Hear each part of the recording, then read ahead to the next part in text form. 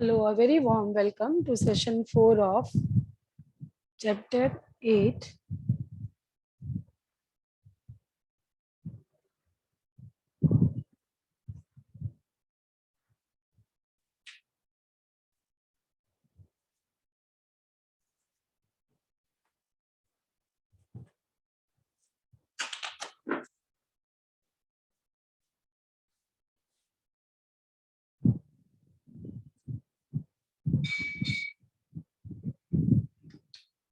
A very warm welcome to chapter session number 4 of chapter 8 of class 9 Science NCERT. Let me share the screen.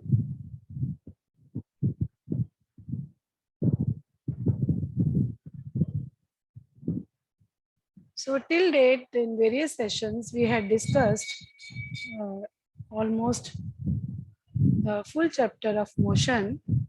Now today we will be discussing uniform circular motion. See, we have learned in previous sessions that with change in velocity of an object, we say object is accelerating. जब किसी object की velocity में change होता है तो हम कहते हैं ये accelerate कर रहा है. और ये जो change है velocity में, it can be due to two reasons. We know that two reasons are, one is either we change its speed or its direction of motion or both, right? So when an object is moving along a closed path, like rectangular path, hexagonal path, heptagonal path, octagonal path, then what happens? Its motion will change. How many times? It will change by number of times equal to number of sides of the path. Say rectangle has 4 sides, so it will change 4 times. And then you can say hexagonal, pentagon has five sides, so it will change 5 times. Then hexagon has 6 sides, it will change 6 times. Heptagon has 7 sides, it will change 7 times. Octagon path has 8 sides, so it will change 8 times. So if the increase in the number of sides of path, if we keep on increasing the number of sides of the path, octagon के बाद में हम आगे चलते जाएं, नॉनागन, decagon, बढ़ाते जाएं sides को, तो इनफाइनाइटली अगर हम बढ़ाते जाएंगे, अल्टीमेटली एक स्टेज आ जाएगी जब हमारे पास सर्कल बचेगा. ठीक है ना, साइड लेंथ जो है पॉइंट के बराबर बच जाएगी.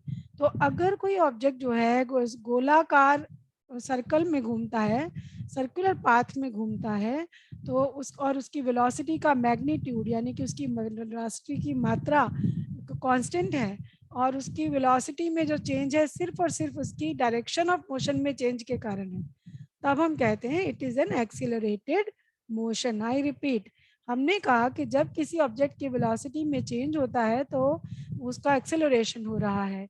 और ये जो चेंज है दो कारणों से हो सकता है. एक तो या तो हम उसकी स्पीड बढ़ा दें, घटा दें, या डायरेक्शन बदल दें. ठीक है, तो जब भी कोई क्लोज्ड पाथ होता है, बंद पाथ होता है, या तो जिसकी जो उसमें जब कोई ऑब्जेक्ट घूमता है तो उसमें जितनी नंबर ऑफ साइड्स होंगी पाथ की, उतने टाइम्स उसकी डायरेक्शन बदलेगी. अगर उसकी डायरेक्शन बदलेगी तो उसकी वेलोसिटी भी बदलेगी. ठीक है, तो और अल्टीमेटली ये जो पाथ है सर्कुलर शेप का हो जाता है. तो जब सर्कुलर पाथ में ऑब्जेक्ट कांस्टेंट वेलोसिटी से घूम रहा है तब भी उसकी वेलोसिटी बदल रही है, क्योंकि उसकी डायरेक्शन चेंज हो रही है. उसकी डायरेक्शन ऑफ मोशन उतने नंबर ऑफ टाइम्स चेंज होगी जितनी उसकी नंबर ऑफ साइड्स है. इस मोशन को हम कहते हैं एक्सेलरेटेड मोशन. तो जो बॉडी की जो मोशन है किसी सर्कुलर पाथ में, जो बॉडी यूनिफॉर्म स्पीड से घूम रही है और सर्कुलर पाथ में घूम रही है, उसकी मोशन को इसीलिए यूनिफॉर्म सर्कुलर मोशन कहा जाता है कि उसकी वेलोसिटी बदलती तो है लेकिन bye uniform, in a uniform way, right.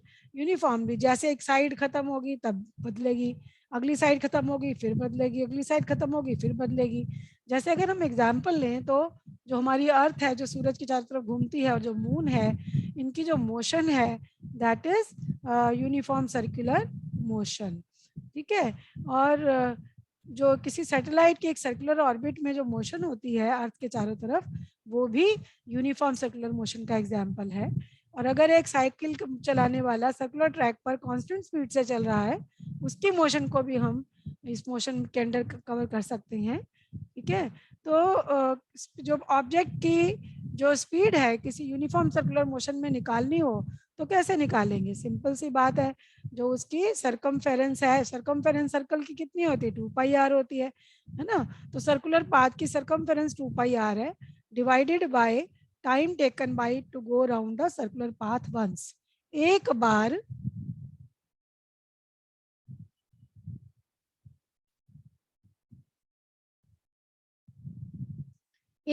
जब वो गोल गोल चक्कर घूमता है तो उसमें उसको 2πr, तो एक बार उतना टाइम जो लगता है वो that is a T, time taken T.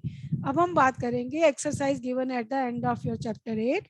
सबसे पहला सवाल पूछा गया है, an athlete completes one round of a circular track of diameter 200 meter in 40 seconds. What will be the distance covered and displacement at the end of 2 minute 20 seconds? तो मैं बता दूं दोबारा, एक जो खिलाड़ी है वो एक गोलाकार ट्रैक में दौड़ रहा है जिसका डायामीटर है 200 मीटर, यानी उसका रेडियस कितना हो गया? रेडियस आर हो गया 100 मीटर। कितने टाइम में एक चक्कर पूरा करता है, राउंड पूरा करता है? 40 सेकंड्स में। तो वो कह रहा है कि अगर वो 40 सेकंड में एक चक्कर पूरा करता है, इसका डायमीटर 200 मीटर है, तो 2 मिनट 20 सेकंड में ये कितना डिस्टेंस और कितनी डिस्प्लेसमेंट कवर करेगा? आपको याद होगा हमने ये सीखा कि डिस्टेंस तो हम कैसे नापते हैं? बॉडी मान लो ए से बी गई, बी से सी गई, तो मैं A B plus B C, मतलब ये डिस्टेंस होगा। लेकिन डिस्प्लेसमेंट क्या होता है? शॉर्टेस्ट डिस्प्लेसमेंट होता है। मान लो एक चीज जो है ए से बी गई, बी से सी गई, तो डिस्टेंस बराबर होगा ए बी जमा बी सी के। और लेकिन जो हाँ, ए से बी गई, बी से सी गई और फिर सी से बी आई, तो डिस्टेंस बराबर होगा ए बी जमा बी सी जमा सी बी सी, फिर से सी बी। ठीक है। और लेकिन डिस्प्लेसमेंट होता है शॉर्टेस्ट डिस्टेंस कवर्ड, तो शॉर्टेस्ट डिस्टेंस में खाली मैं ए सी गिनूंगी, तो ये फर्क होता है दोनों में। तो अभी हम इसको ध्यान में रखते हुए let us see how will we solve this question. हमें क्या क्या निकालना है? डिस्टेंस निकालना है और डिस्प्लेसमेंट निकालना है। हमें क्या क्या दिया हुआ है? डायमीटर यानी कि रेडियस दिया हुआ है, टाइम दिया हुआ है। तो हमारे पास रेडियस है और टाइम है। तो अभी हमने जाना कि जो और जो डिस्प्लेसमेंट है जो पाथ की, वो शॉर्टेस्ट डिस्टेंस होगा। सर्कल में अगर आप डायमीटर की लाइन खींचोगे तो सबसे छोटा तो डिस्प्लेसमेंट तो वही है, तो डिस्प्लेसमेंट तो हमें इसी से मिल गया सवाल से ही, 200 मीटर है। यानी कि डिस्प्लेसमेंट उसके 200 मीटर है और 40 सेकंड में वो एक चक्कर पूरा करता है। ठीक है, 40 सेकंड में एक चक्कर पूरा करता है, तो एक सेकंड में कितना करेगा? 1/40। तो ठीक है, तो अब 2 मिनट 20 सेकंड में हमें निकालना है ना, तो 2 मिनट को पहले सेकंड में कन्वर्ट कर लो। 1 मिनट में 60 सेकंड होते हैं, तो 2 मिनट में 120 सेकंड जमा 20 140 सेकंड। तो 140 सेकंड में कितनी रोटेशन कंप्लीट करेगा? 1/40 गुना 140, तो आपका आंसर आ जाएगा 3.5। आपके सामने स्क्रीन पर आपको दिख रहा है, 3.5 रोटेशन उसकी पूरी होंगी इतने सेकंड्स में। ठीक है, तो अब हमने अभी ऊपर जाना था कि जो एक राउंड बराबर होता है circumference of the circle. Circumference को हम कैसे निकालते हैं? 2πr से, और पाई की वैल्यू हमें पता है 22/7 होती है, तो 2 इंटू 22/7 गुना 100 कर दिया हमने। 100 क्या है? रेडियस है। तो आपके सामने आ जाएगा ये 4400/7 मीटर। ठीक है, तो अब एक राउंड बराबर है इतने मीटर के, तो 3.5 राउंड बराबर निकाल लेंगे कितने मीटर के है? 2200 मीटर आ गया। तो ये आपके सामने आंसर आ गए दोनों आपके। दूसरा सवाल है, Joseph jogs from one end A to the other end B of a straight road जो विच इज 300 मीटर लॉन्ग। सीधी सड़क जो 300 मीटर लंबी है, उसके एक छोर से दूसरे छोर तक वो 2 मिनट 30 सेकंड में, यानी इसको सेकंड में कन्वर्ट कर लो, 120 जमा 30 150 सेकंड में वो जॉगिंग पूरी करता है ए से बी। ठीक है, मतलब 150 सेकंड में वो ए से बी तक गया, सीधी रोड जो कि 300 मीटर लंबी है। ठीक है, फिर वो वापस घूमा और 100 मीटर वापस आया, एक तो 100 मीटर वापस चला तो पॉइंट सी मिल गया उसको 1 मिनट में। मतलब फिर वो 1 मिनट और चला, उसने 1 मिनट जॉगिंग और की और वापस ए और बी के बीच में एक पॉइंट सी था, वहां तक आ गया। ठीक है, तो यानी कि अब अगर मैं इसकी ड्राइंग ड्रॉ करूंगी तो डिस्टेंस तो देखो क्या हो गया, ए से बी तो उसने ट्रेवल किया 300 मीटर, फिर वो बी से वापस आया सी पॉइंट पर, सी पॉइंट पर वो कितना, सी पॉइंट पर आया वो 100 मीटर, ठीक है। तो 100 मीटर अगर वो वापस आया है तो डिस्टेंस तो मेरा हो गया 300 जमा 100, कितना हो गया 400, ठीक है।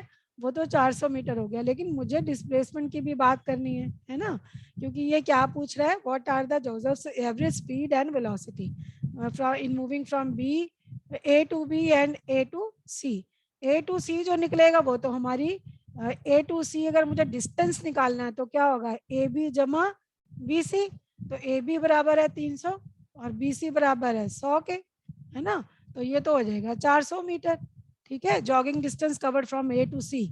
और अगर जॉगिंग डिस्टेंस कवर्ड फ्रॉम जो है कवर्ड फ्रॉम एक सॉरी, उसके बाद हम निकाल लें डिस्प्लेसमेंट, निकाल लें ए से बी, बी से सी, यानी कि तो डिस्प्लेसमेंट निकालूंगी तो मैं तो ए सी को ही गिनूंगी ना खाली, ए सी कितना है।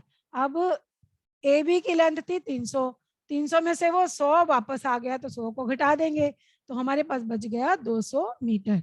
तो डिस्प्लेसमेंट उसकी हो गई 200 मीटर, और जॉगिंग डिस्टेंस जो हो गया ए से सी तक वो 400 मीटर हो गया। टाइम कितना लगाया उसने, पहले तो 150 सेकंड में तो उसने 300 मीटर चला, और 100 मीटर वापस चला था तो कितना कितने मिनट में चला था, 1 मिनट में चला था, 1 मिनट बराबर है 60 सेकंड के, तो 150 जमा 60 बराबर 210 सेकंड होगी, ठीक है। अब तो ये देखो इसमें क्या है, अब ये तो ए से बी तक डिस्प्लेसमेंट कितनी है, डिस्प्लेसमेंट है 300, टाइम कितना है 150, वेलोसिटी कितनी है 2 मीटर पर सेकेंड आ गई, और स्पीड कितनी होगी ए से बी तक चलने में, वही डिस्टेंस और डिस्प्लेसमेंट बराबर होंगे क्योंकि सीधा सीधा चला है वो।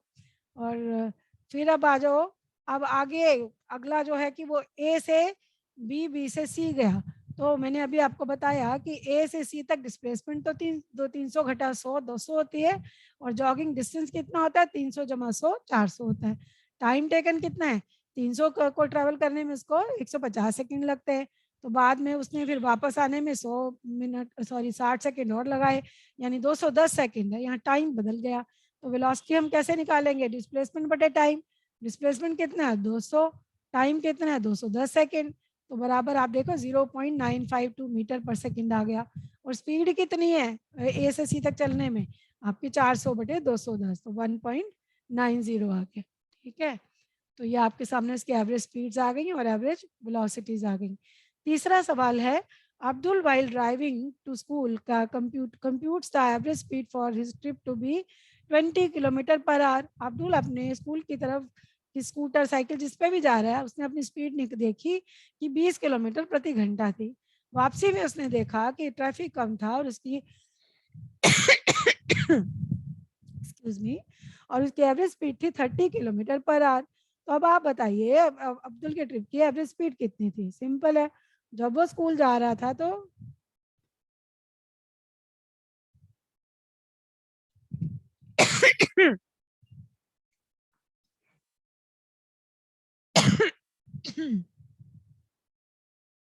अच्छा अच्छा,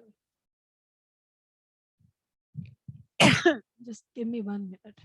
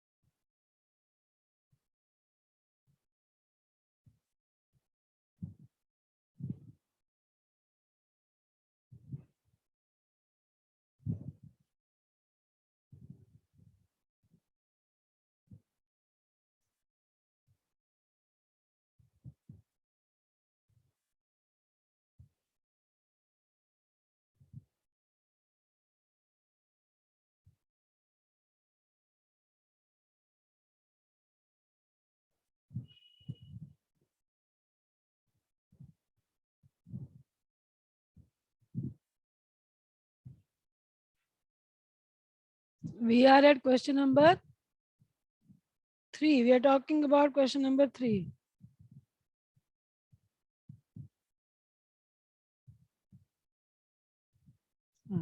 तो इसमें हम क्या कर सकते हैं, इसमें आपको पहले देखिए क्या क्या दिया हुआ है। ये 2 चीजें दी हुई हैं, ठीक है।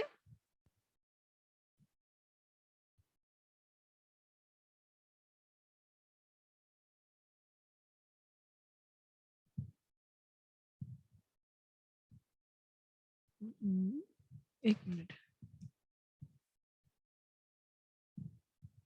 अच्छा, जस्ट अ मिनट।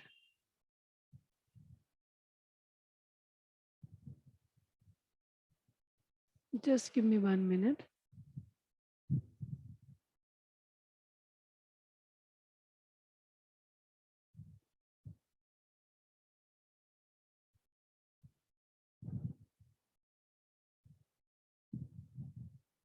यहाँ पर हम कर सकते हैं, हाँ अब आ रहा, इनेबल हो गया, ठीक है।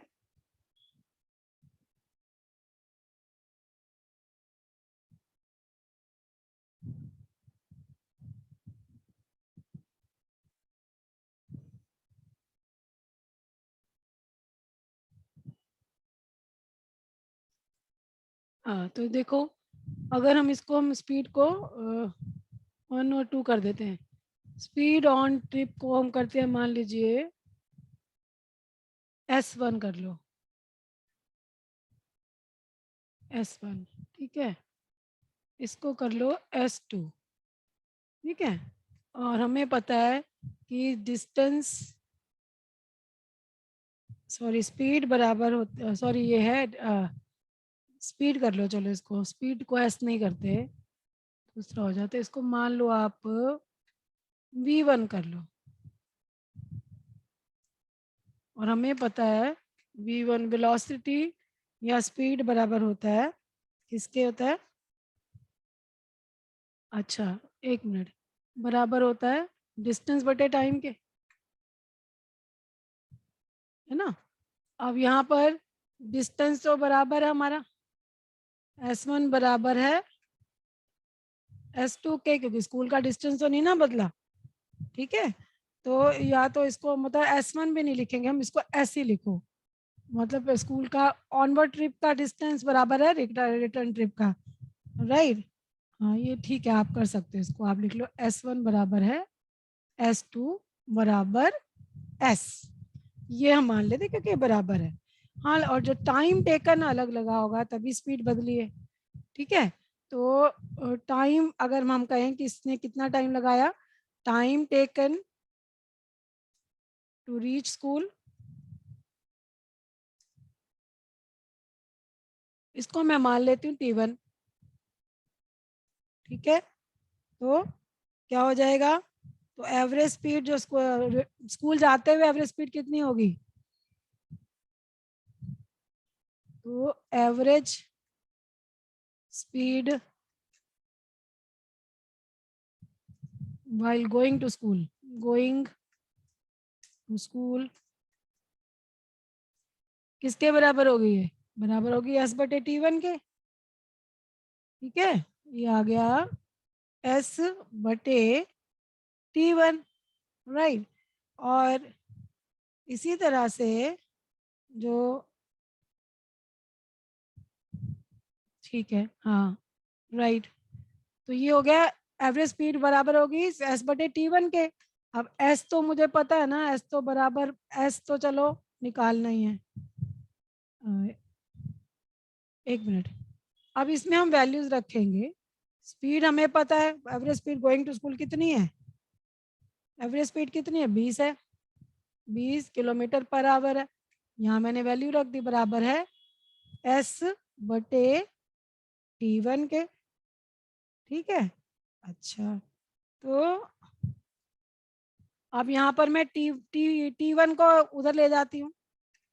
T1 बराबर है,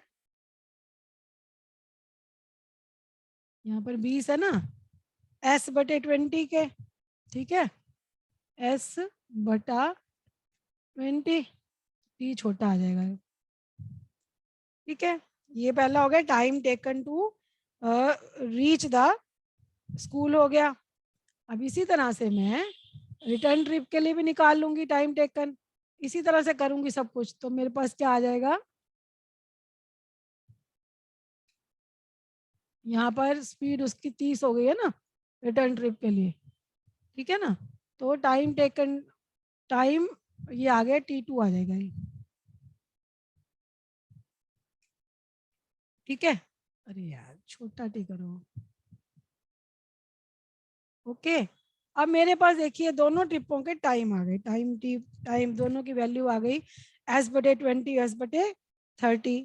अब मुझे एवरेज स्पीड दोनों की निकालनी है। ठीक है, तो एवरेज स्पीड मैं कैसे निकाल सकती हूँ, कैसे करूँगी, टोटल डिस्टेंस ट्रेवल्ड बटे total time taken.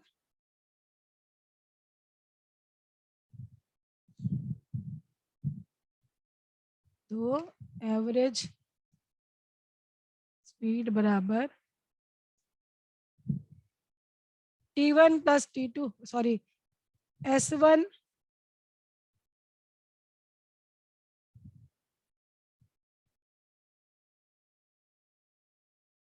S1 S2 को तो मैंने ऐसे ही माना था ना, तो एवरेज स्पीड में मैं क्या करूंगी, S प्लस S, दो बार डिस्टेंस प्लस करूंगी। ठीक है, divided bye, divide S plus S distance, total distance divided by the time taken. तो टोटल टाइम कितना है, टाइम मेरे पास S बटे 20 और S बटे 30 आ रखा है।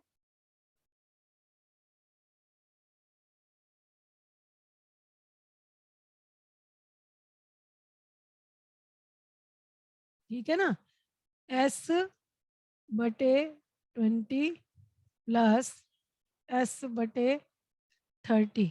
ठीक है, बराबर है, इसको सॉल्व कर लीजिए आप, 2S आ जाएगा, 2S बटे, यहाँ पर आ जाएगा 50, यहाँ आ जाएगा 20 है ना, 30, 30 प्लस 20, नहीं नहीं, यहाँ ये 2 3 6 आ गया ना, 60 है। तो यहाँ आ जाएगा 3 जमा 2, 5 बटे 6 से 5,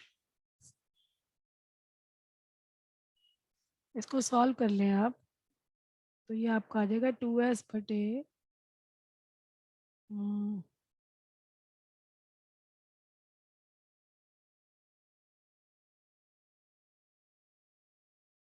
6 पंजे 60। ठीक है, 60 इधर आ जाएगा और इधर आ जाएगा 3 जमा 2, 5 बटे 60, 5 बटे 60, 5S। अच्छा, तो ये आ जाएगा, ऊपर चला जाएगा, हाँ 60 ऊपर चला गया, बिल्कुल ठीक है, बराबर है। अबे यार,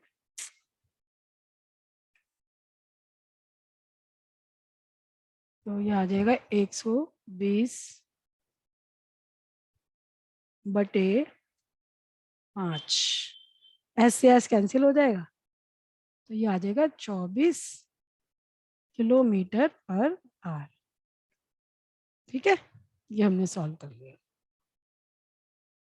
अब चौथा, एक minute,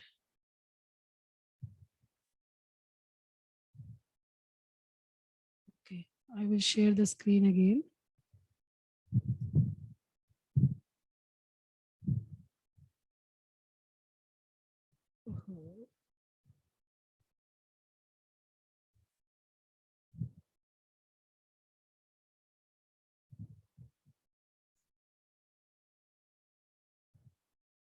I will share the screen again. I think बीच में हमारा स्क्रीन हट गई थी।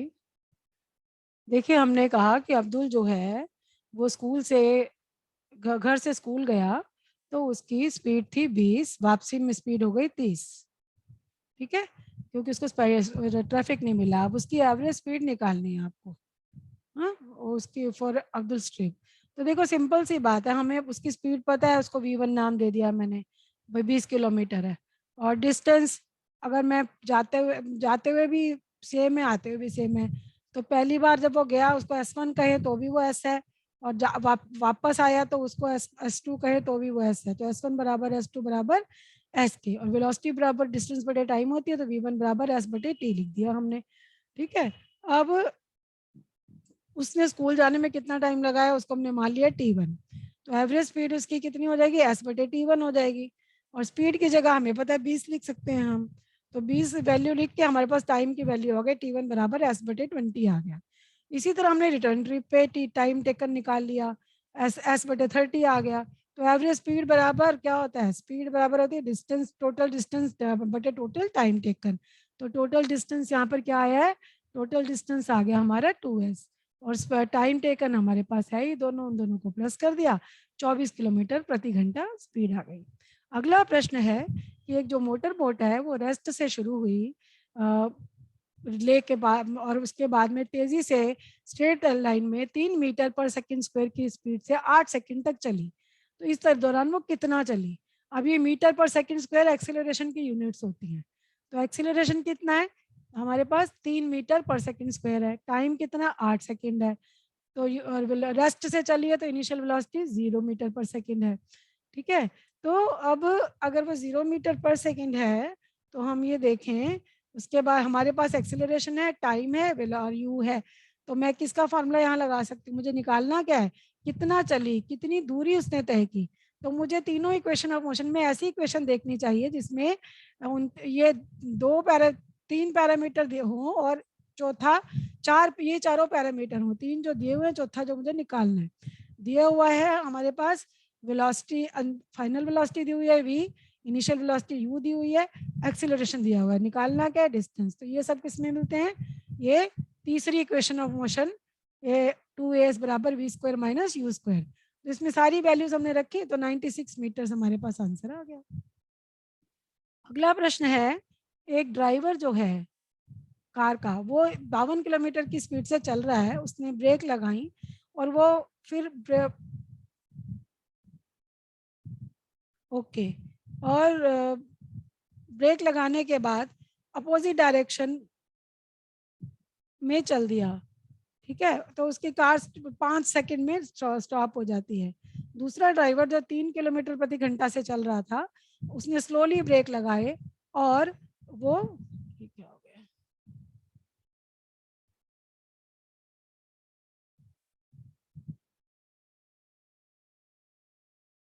क्या हुआ,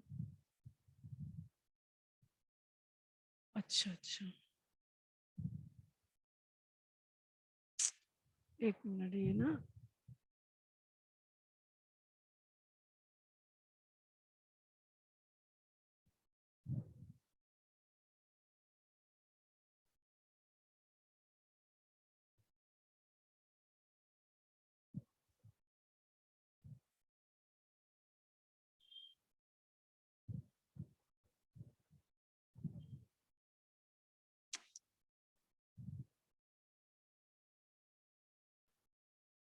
ठीक है, ओके। तो अब आपने ये बताना है कि ग्राफ पेपर की मदद से बताना है कि कौन सी कार तेज चली, और जब ब्रेक लगाए गए तो कौन सी कार फास्ट ज़्यादा दूरी तक गई। तो अब देखिए हमारे पास दिया क्या हुआ है, हमें दिया हुआ है कार की स्पीड दी हुई है पहली की 52 किलोमीटर प्रति घंटा। इसको पहले मीटर पर सेकंड में कन्वर्ट कर लिया हमने। किलोमीटर में 1 किलोमीटर में कितने मीटर होते हैं उतने से 52 को मल्टीप्लाई कर दिया। ऐसे 1 घंटे में 3600 सेकंड होते हैं, 3600 से मल्टीप्लाई कर दिया। तो आपके सामने डेटा आ गया और 14.4 आया। U1 इनिशियल वेलोसिटी 0 है, रेस्ट से शुरू किया था, टाइम उसने कितना लिया 5 सेकंड लिए। दूसरी कार 3 किलोमीटर प्रति घंटा स्पीड से उसको कन्वर्ट किया 0.83 मीटर आ गया। U1 0 है, टाइम 10 सेकंड है। तो ये ग्राफ पेपर आपके सामने है। वाई एक्सिस पे हमने स्पीड ले लिया और एक्स एक्सिस पर हमने ले लिया टाइम, राइट। तो हमने इसको प्लॉट किया तो आप देखिए आपके सामने क्या दिख रहा है।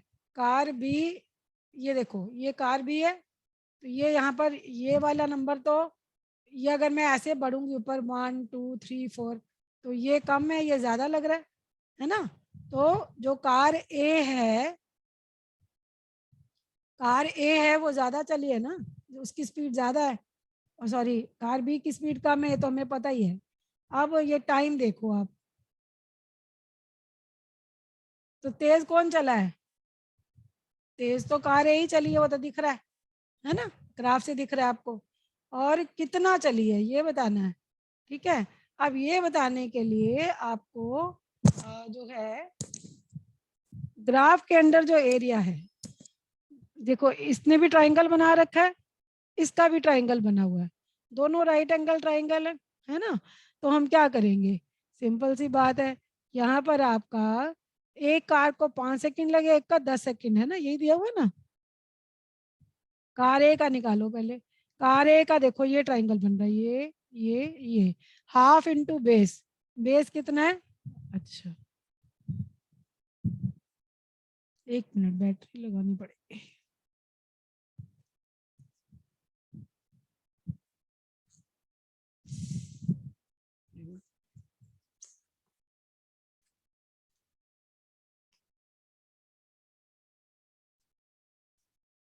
हम्म।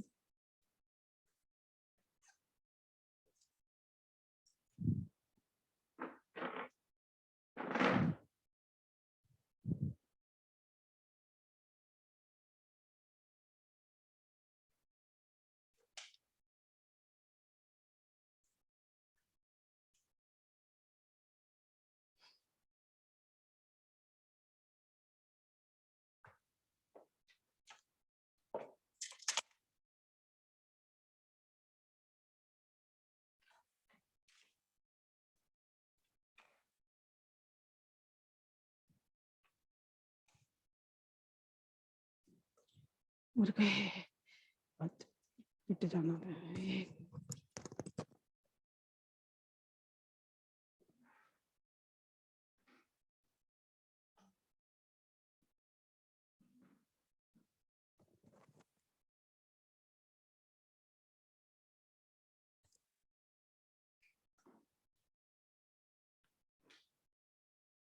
ओके, अभी आप देखिए ये कार्य का के ग्राफ में ये ट्राइंगल दिख रहा है आपको, क्या? तो इसमें ये बेस है, बेस कितना है 5 सेकंड है, तो यहाँ देख रहे हैं बेस की जगह हमने 5 सेकंड लिखा, देख रहे हैं आप लोग, ठीक है। और परपेंडिकुलर ये है, तो कार का परपेंडिकुलर में स्पीड हमने अभी कितनी निकाली है, एक ही 14.4 मीटर पर सेकंड निकाली, ये आपके सामने। तो वैल्यूज डाली तो आपके पास 36 मीटर कार की वो जो एरिया आ गया, मीटर स्क्वायर आना चाहिए यहाँ पर, एरिया ना स्क्वायर में होता है, ठीक है।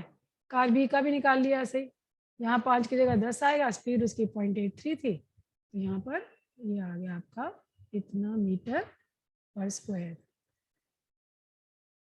ठीक है। तो दोनों में से कौन सा ज्यादा, एरिया के, तो ये एरिया क्या दे रहा है, डिस्टेंस दे रहा है ना, डिस्टेंस दे रहा है कि नहीं दे रहा, दे रहा है ना डिस्टेंस। स्पीड बराबर क्या होता है, डिस्टेंस बटे टाइम होता है ना। तो आपका डिस्टेंस बराबर आ रहा है स्पीड, ये आपके सामने एरिया ऑफ द ट्राइंगल है, वो आपको डिस्टेंस दे रहा है, इसीलिए हम क्या कहते हैं, car A travelled farther than car B. I hope it is clear to you.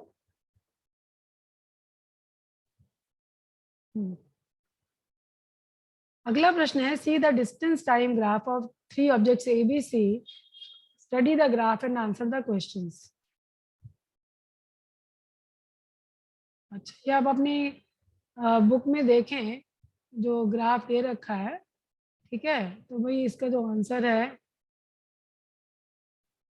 आप देखो खुद ही, ग्राफ से ही क्लियर है कि क्या जो इनमें से कौन सा सबसे ज्यादा फास्ट ट्रेवल करेगा ए बी सी में।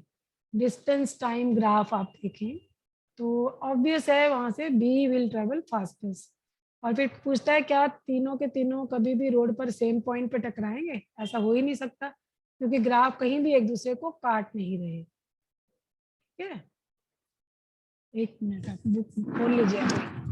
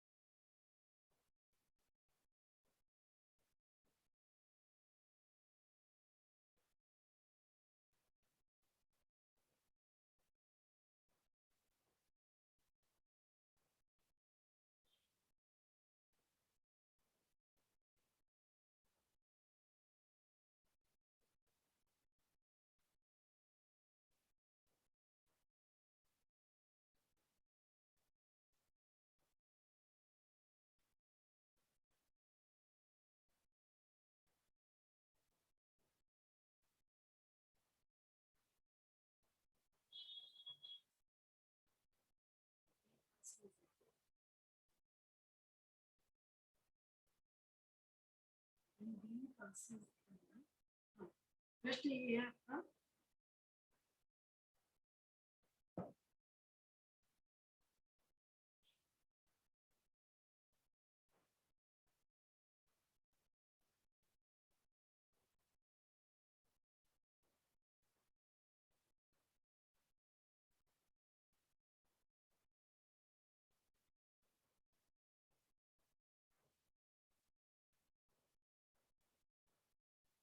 9 किलोमीटर। आप देखो, मैं आपकी बुक में देख रही हूँ, आप बुक के ग्राफ में देखिए कि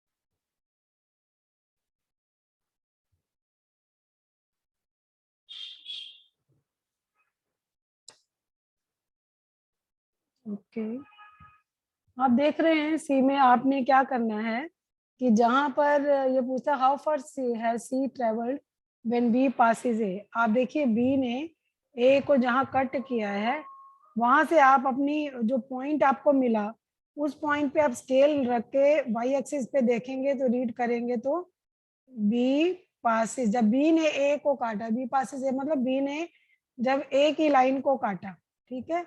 तो बी जो ए की लाइन को काट रहा है, ये काट रहा है 9 पे, 9 किलोमीटर पे, ठीक है। तो उस पॉइंट पर आप फुट्टा रखो और फुट्टे से आप सी के कर्व पे ले जाओ।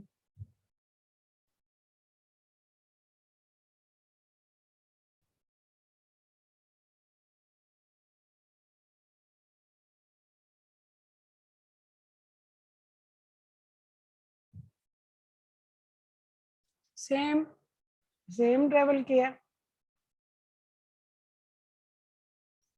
फुट्टा रखो और फुट्टे से आप रीड कर लो, ठीक है। फिर आपने क्या करना है, how far has be travelled by the time it passes C. तो बी ने सी को कहाँ काटा है, देखो आप, वो पॉइंट जो है वहां पेंसिल से पहले मार्क कर लो, मार्क कर लो, उसके बाद में आप इसको स्केल से स्केल सीधा रख के देखो वो एक्स एक्सिस को कितने पे काट रहा है, वो रीडिंग है आपकी, ठीक है ना।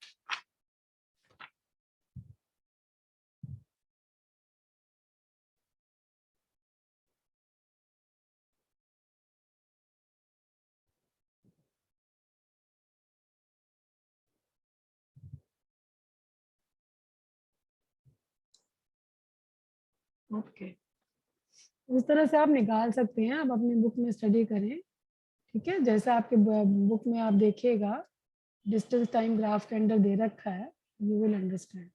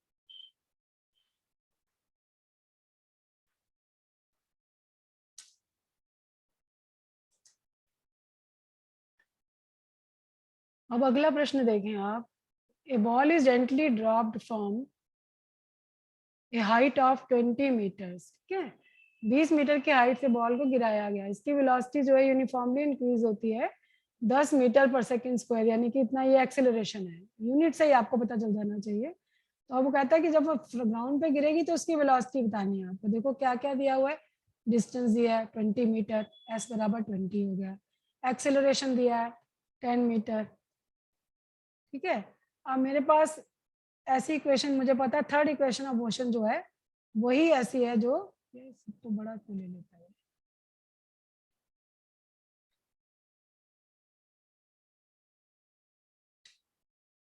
2as बराबर v square minus u square में मैंने सारी वैल्यूज रख दी, तो मुझे v की वैल्यू आ जाएगी। अब मेरे पास v की वैल्यू आ गई तो मैं, अब u की मेरे पास पहले ही है, सॉरी एक्सेलरेशन की मेरे पास पहले ही पड़ी है वैल्यू 10 सवाल में दे रखी है। अब मुझे टाइम निकालना है ना, तो a बराबर v माइनस यू बटे t से मैं टाइम निकाल लूंगी, ठीक है, यू बटे टाइम, तो आपके पास क्या आया, टाइम बराबर 2 सेकेंड आ गए, ठीक है। क्वेश्चन नंबर 8 आपके पास देखिए, आप बुक देखिए,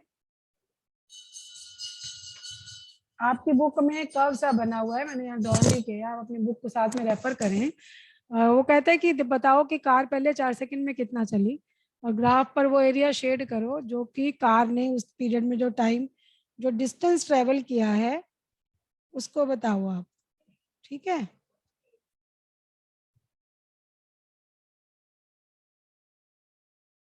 तो आपको आता ही है, आपकी बुक में आपको पीछे एग्जाम्पल में समझाया है, उससे आप शेडिंग बड़े आराम से कर सकते हैं।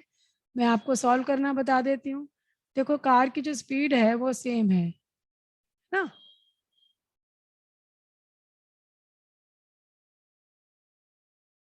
हाँ, एक्स एक्सिस पे हमने टाइम दिखाया हुआ है, तो इसलिए हम देखो जो एक्स एक्सिस पे 6 सेकंड, 6 सेकंड की का पॉइंट, 6 सेकंड से आप देखेंगे 6 सेकंड के आगे जो है सारा जो एरिया है वहाँ पर यूनिफॉर्म मोशन है, तो यही एरिया रिप्रेजेंट करता है उस एरिया को जहाँ पर कार की यूनिफॉर्म मोशन रही।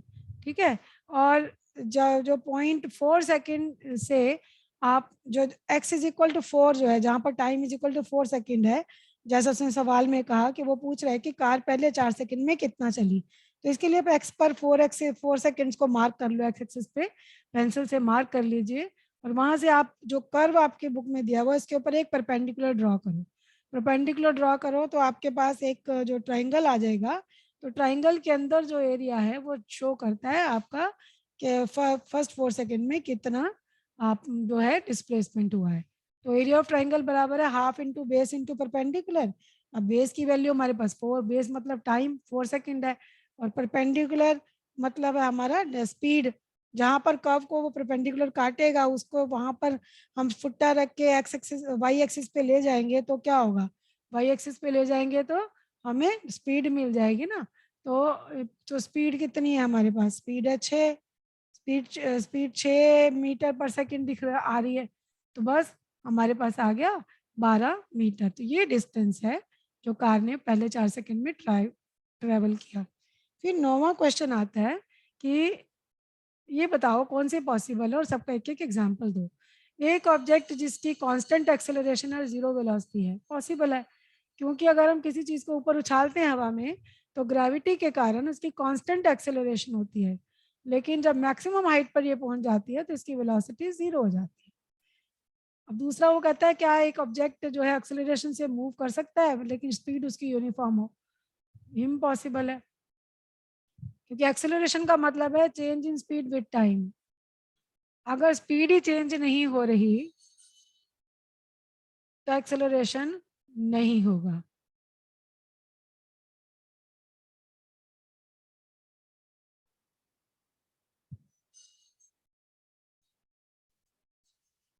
फिर अगला कहता है an object moving in certain direction with an acceleration in perpendicular direction. जो भी कोई कहता है किसी चीज को हम एक डायरेक्शन में फेंकेंगे और लेकिन उसकी एक्सेलरेशन जो है परपेंडिकुलर डायरेक्शन में होगी, पॉसिबल है। जो चीजें सर्कुलर मोशन में घूमती हैं, ठीक है, वो उसमें जो है एक्सेलरेशन परपेंडिकुलर होता है to the direction of motion. ठीक है, अब अगला प्रश्न है an artificial satellite is moving in a circular orbit of radius इतना। सर्कुलर ऑर्बिट का रेडियस दिया हुआ है, स्पीड कैलकुलेट करनी है अगर उसको 24 घंटे में एक रेवोल्यूशन उसका पूरा होता है। बहुत आसान है, सर्कल का रेडियस है दिया हुआ, आर दिया हुआ है, तो सरकमफेरेंस हम निकाल सकते हैं 2 पाई आर से। ठीक है, तो निकाल ली हमने। तो अब अगर हमने स्पीड निकालनी है तो स्पीड बराबर किसके होगी, 2 पाई आर बटे टाइम टेकन के। तो बहुत ही आसान है, मेरे पास आ गया 11,065 इतने जो हैं किलोमीटर पर आवर। ठीक है,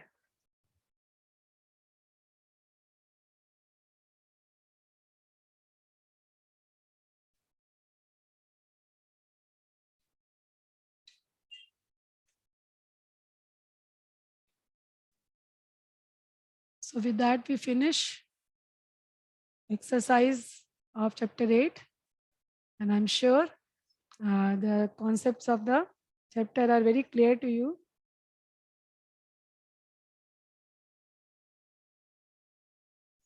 So all the best till we meet next.